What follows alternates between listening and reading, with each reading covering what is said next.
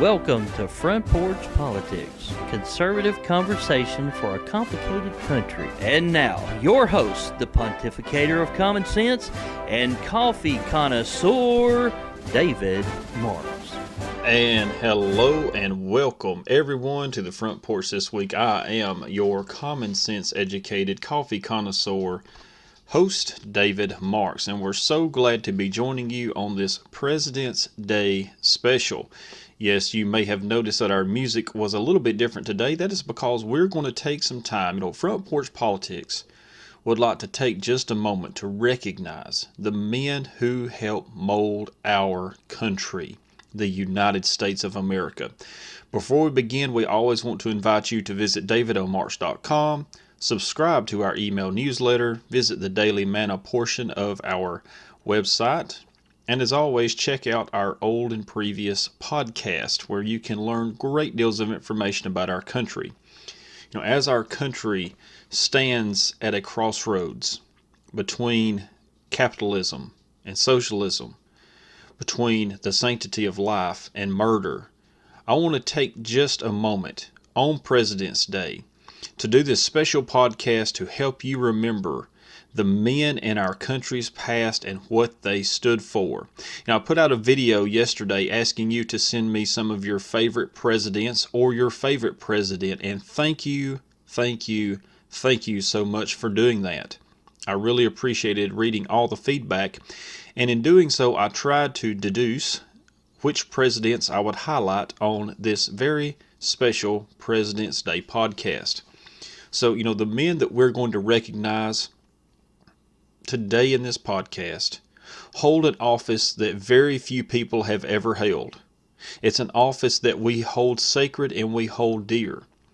This President's Day, I hope that you will take time to celebrate these men with me, these men who made our country great. They were not infallible. They made mistakes, and they will be the first to tell you that.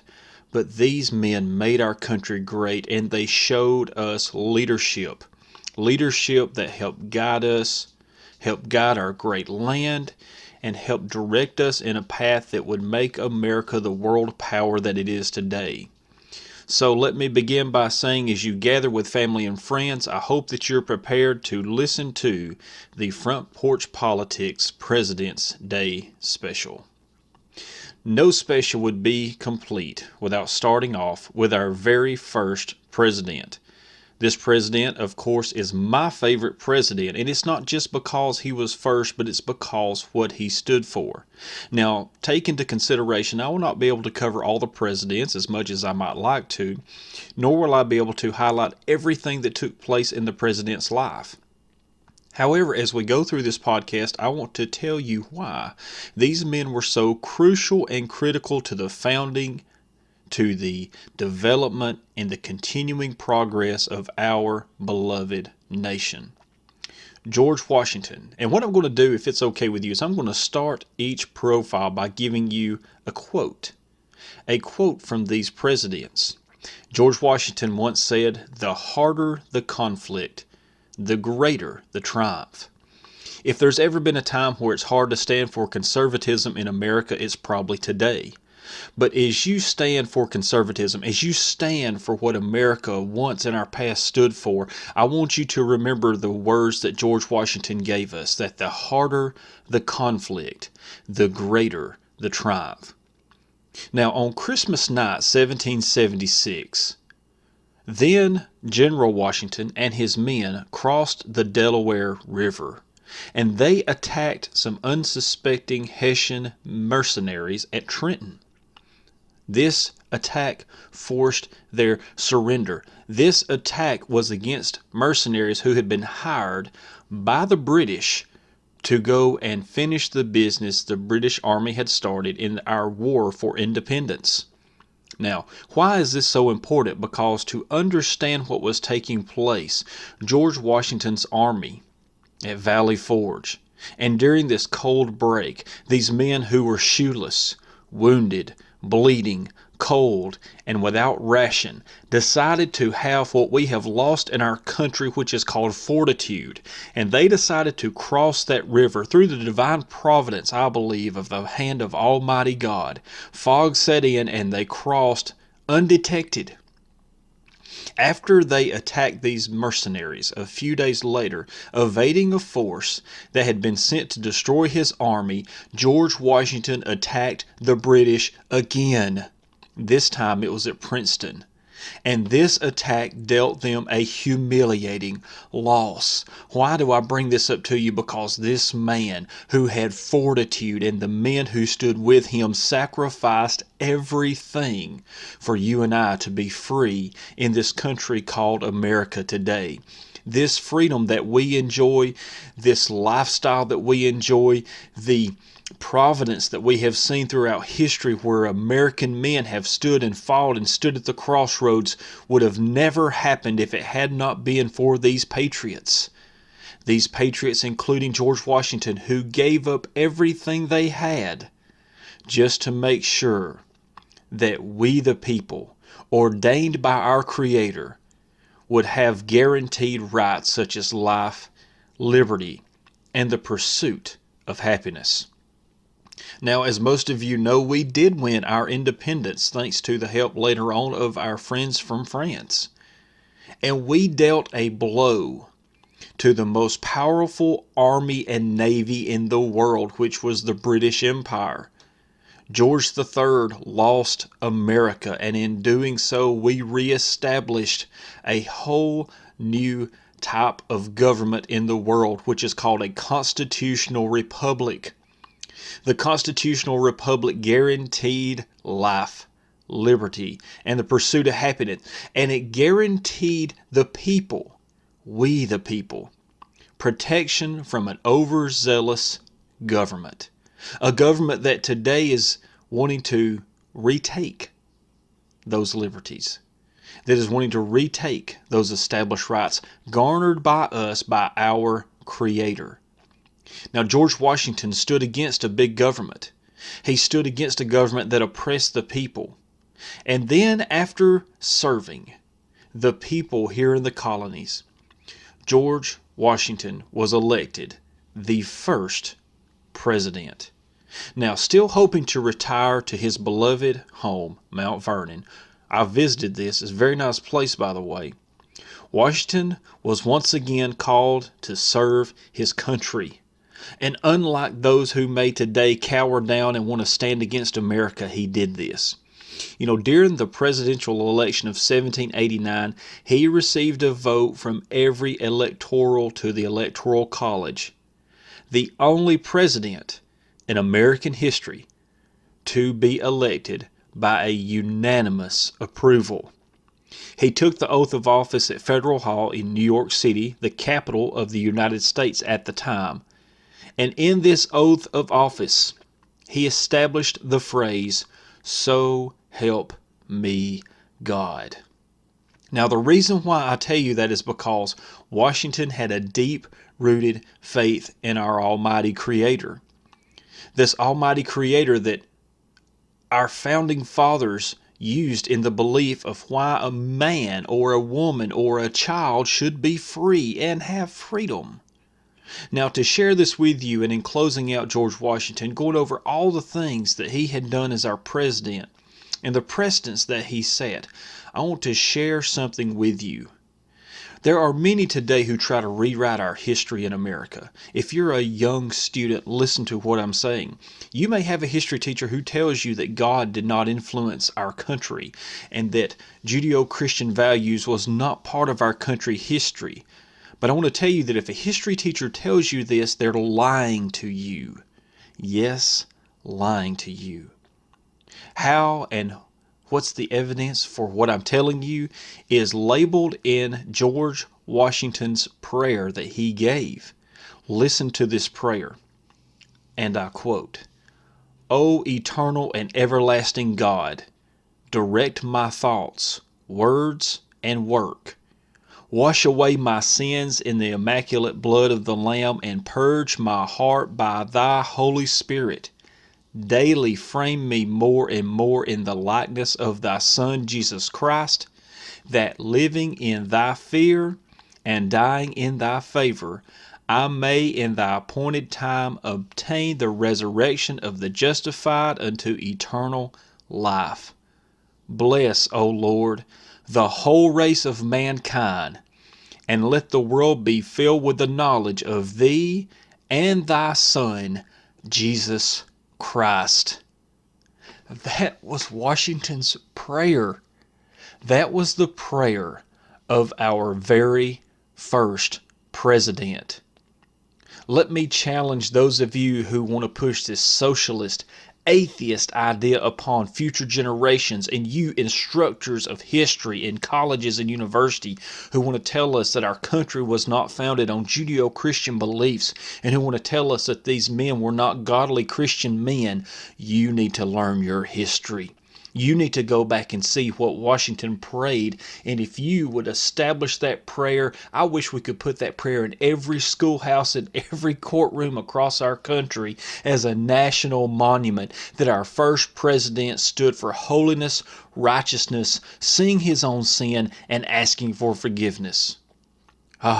This is why I love George Washington. Something else I'm sure George Washington would be labeled as today is he would probably be said to have toxic masculinity, and thank God he did. Because without that toxic masculinity that society would have told him, we would not be a country. Now, so that I don't show favor, as most of you know, this is a conservative podcast. There are those who may say, well, you don't ever talk about Democrats. Since we're talking about toxic masculinity, I'm going to give you one of the probably early stages, if I may, first Democrat presidents. One that today you get your symbol for the Democratic Party from. And then I'm going to show you why the Democrat Party of today doesn't symbolize what this man stood for. Now, let me give you this with warning. There's going to be those who say he's a racist. There's going to be those who say he was anti all these people. He would have been against all these people. But let me tell you about the toxic masculinity of President Andrew Jackson. President Andrew Jackson once said, quote, "The Bible is the rock on which this republic rests." Remember, this man came a few years after President George Washington, who gave that wonderful prayer. Now, as I said, Old Hickory, as he was nicknamed, and is well fabled, he would be disliked by many today. In the culture we live in, Andrew Jackson would definitely be seen as having toxic masculinity. But there is so much more to learn about this general. So first, let me tell you some of the stances that he had to take on America, its republic. Now, parents, I'm going to caution you here. There's going to be a word used as a direct quotation. So if you have little children around, you may want them to step aside for just a moment. But during a trial in Nashville, Tennessee, a young lawyer was just maliciously attacking a minister. And during that trial, the young lawyer said, "Mr. Cartwright," that was the minister's name, "do you believe there is such any place as hell, as a place of torment?" The Reverend then replied, "Yes, I do." The young Nashville lawyer said, "Well, I thank God I have too much good sense to believe any such thing." That is when Andrew Jackson in the courtroom piped in and said, "Well, sir, I thank God there is such a place of torment as hell." The young Nashville lawyer then turned and said, "Why, General Jackson, what do you want with such a place of torment as hell?" This to which Andrew Jackson replied, "To put such damn rascals as you are in, that oppose and vilify the Christian religion." See, Andrew Jackson would have been pretty harsh on the people of today who want to vilify Christianity. I would like to know what Andrew Jackson would have said to the people in the social media realm of Twitter and CNN's Don Lemon, what he would have replied to them as he has vilified the young boys from the Kentucky high school. Probably wouldn't be too nice if I had to guess. Now, a little bit more that you don't know about Andrew Jackson is the scar that's on his face. And if you have a $20 bill, you can see this scar, or in portraits of him.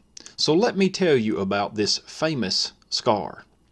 See, during the Revolutionary War, the 13-year-old Andrew Jackson joined the Continental Army as a courier.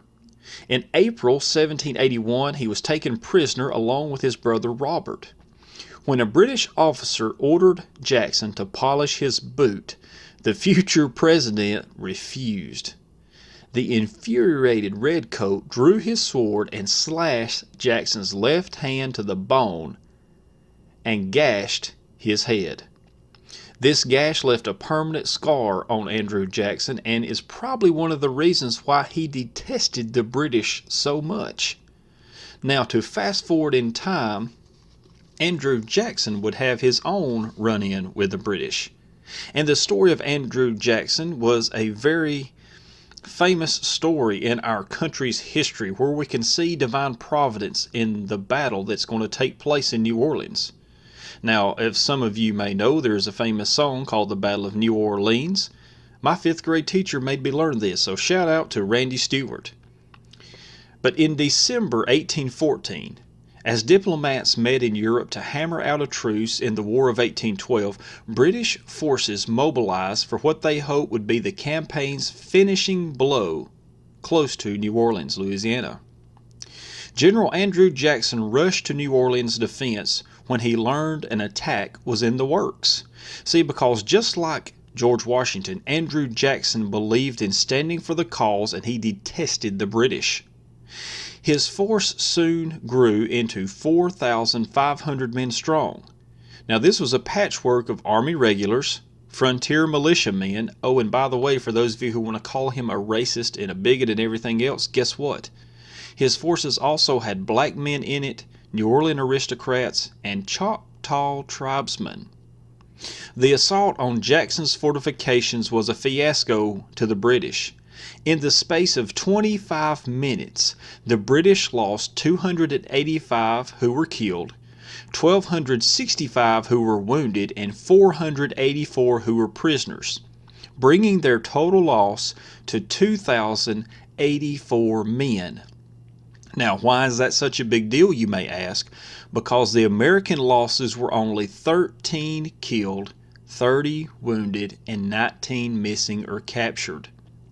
See, Andrew Jackson's victory here at New Orleans immortalized him in American history. Now, to give you a little bit more identity to Andrew Jackson, after he became president, and it was not without controversy, as we know most politics are, even in those days.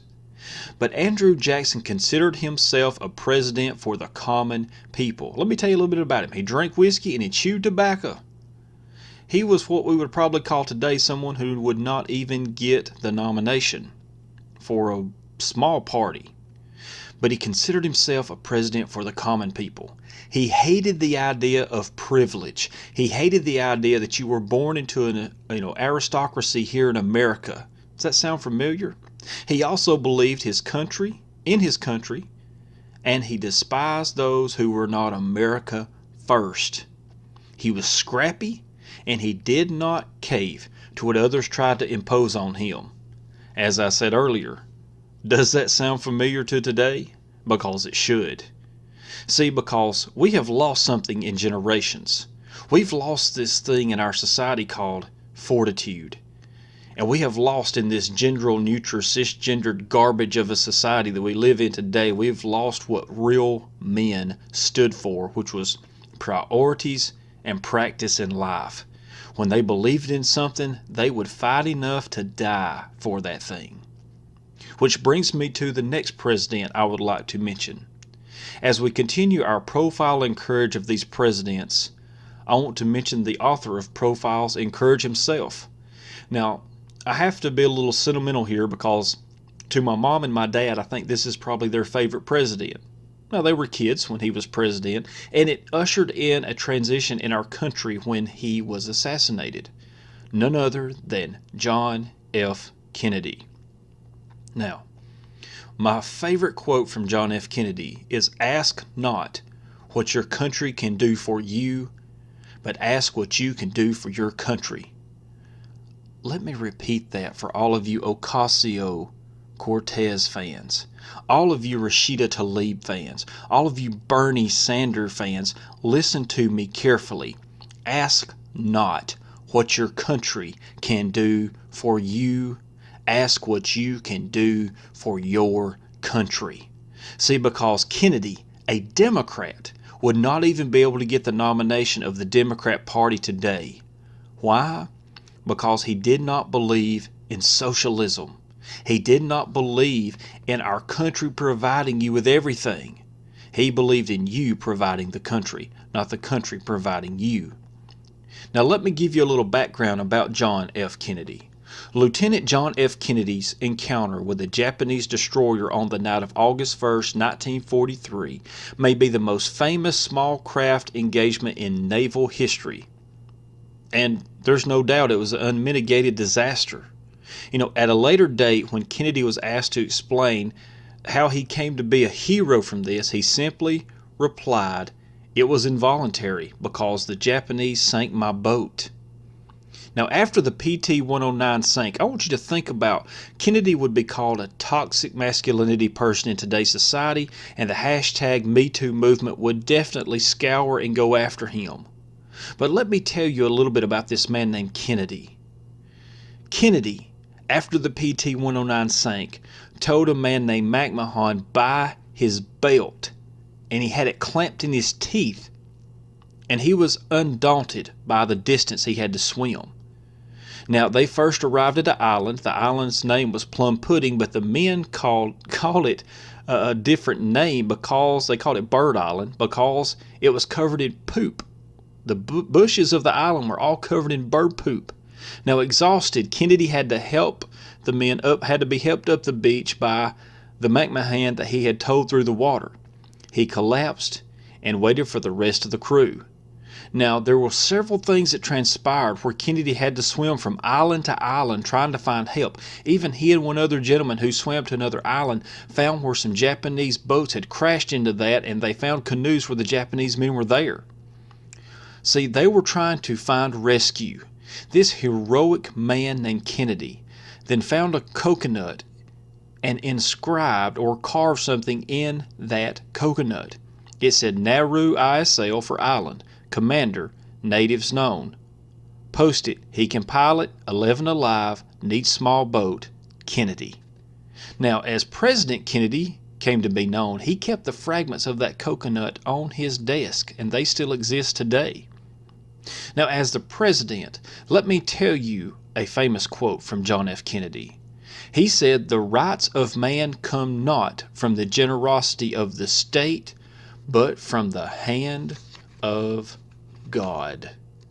See, because Kennedy himself, being a Democrat at that time, believed in God's providence for his people, and how could he not? He had seen the providential hand of God over his own life. I'm not calling Kennedy perfect. We all know he had his flaws. But this man named Kennedy was a hero to our country. Now, to build a relationship to Kennedy and to today, one of the things he wanted to do was call for massive tax cuts. His initial plan called for $13.5 billion in tax cuts through a reduction of the top income tax rate from 91% to 65%. Now, Ocasio-Cortez has blamed Eisenhower for the 91%, but that's not where it came from. It was under the FDR reign because of the New Deal programs and World War II spending. He wanted to reduce that because he understood that an economy cannot thrive with high marginal tax rates. If you're a socialist, listen to what I'm saying. An economy does not thrive under that. The reduction of the bottom rate from 20 to 14% and a reduction in the corporate tax rate from 52 to 47%. Did you notice that the bottom tax rate was 20%? I wonder what our bottom tax rate is today. Now, the first attempt at passing his tax cuts were rejected by Congress in 1963. It's important to know that. Now, what really galvanized Kennedy as a president in our country's history, more than just the PT-109 and what encountered there during World War II, was 13 days in October. In 1962, the United Soviet socialist republic, I do feel like that needs to be said, placed nuclear-capable missile launchers on the island of Cuba. President Kennedy did not want the Soviet Union and Cuba to know that he had discovered the missiles, but he had through a spy plane. So he met in secret with his advisors for several days to discuss the problem. Now, after many long and difficult meetings, Kennedy decided to place a naval blockade or a ring of ships around Cuba. The aim of this quarantine, as he called it, was to prevent the Soviets from bringing in more military supplies. He demanded then the removal of the missiles already there and the destruction of the sites. Remember what I told you about these men having fortitude?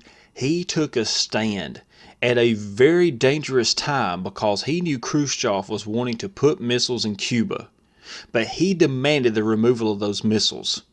Now, after he demanded this and the destruction of the sites, the Soviet Union removed their missiles from Cuba.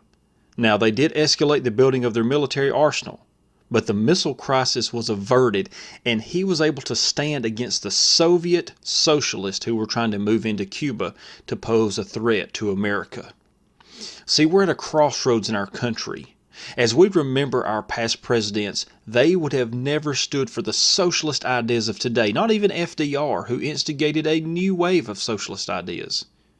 Ideas that were only supposed to be temporary, by the way. But these men never stood for socialism. They stood against it. See, I'm calling on you. I'm calling on you, the conservative patriots of our country, to heed the lessons of these men who came before you and take a stand. Stand with me, be strong, and stand against these socialists. Which leads me to the last president I would like to cover, Ronald Reagan. Ronald Reagan's quote that I would like to give you is, "If we ever forget that we're one nation under God, then we will be a nation gone under." See, without the knowledge that God, we the people believe that God gave us inalienable rights of life, liberty, and pursuit of happiness, if we ever leave that foundation that we are one nation under God, we're a lost cause. See, our society today wants to tell us we can't push our religious views and you can't say God in public. But let me tell you something. These men of the past had the fortitude to stand and say, yes, God has providential parts in our country's history and our country's destiny. Now, Ronald Wilson Reagan was born on February 6, 1911 in Illinois to a working class family in an apartment on the second floor of a commercial building. In his early life, he didn't know what he wanted to do about college, but he drove his girlfriend to college for registration in September of 1928. He went straight to the president's office. In his talk with the president, Reagan asked for assistance in the form of the Needy Student Scholarship. The president was so impressed with Reagan that the college granted an athletic scholarship to this young man from Dixon. They also provided an on-campus job in the dining hall for Reagan so he could afford to eat as well as attend classes. Now remember, there's a push in our country today that wants to give college education free for everyone. Understand that Reagan asked for the scholarship and he earned it through working. He also earned the cost of his meals by working. There was a teaching in the Bible from Jesus that says, if a man does not work, he does not eat. That does not fit the socialist mentality. Now, at the university, Reagan had a dual major in economics and sociology.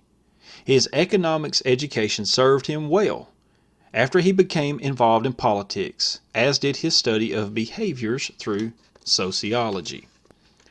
Now, when Ronald Reagan began his political career in the 1950s, he was the official spokesperson for the GE company, and he was preparing and giving speeches on GE's behalf.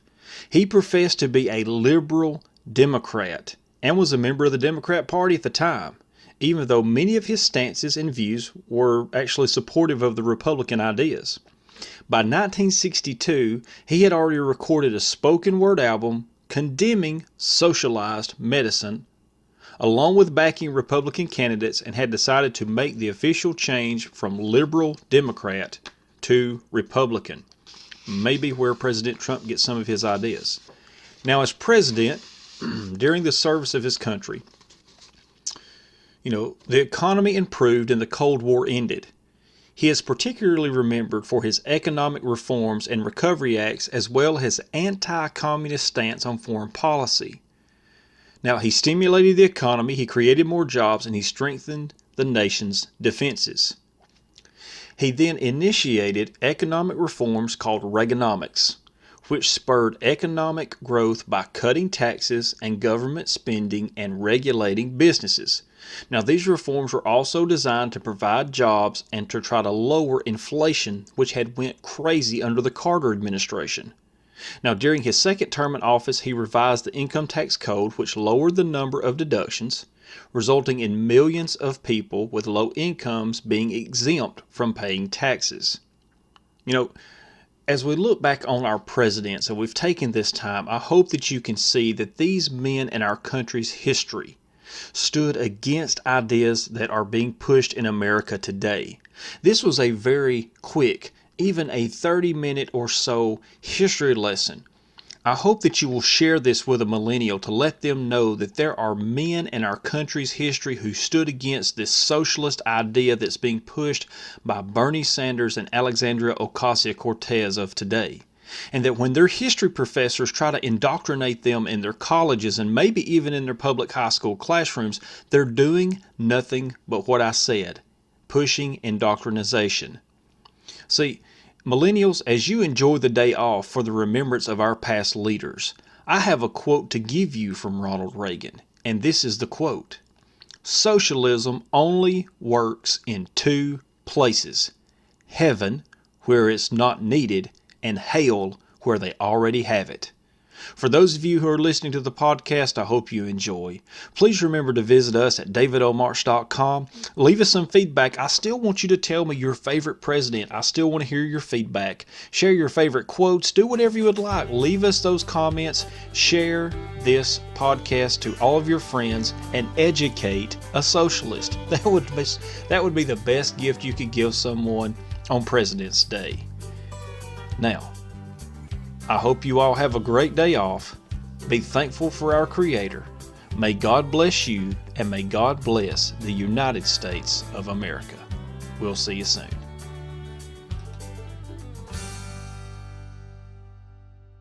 Thank you for listening.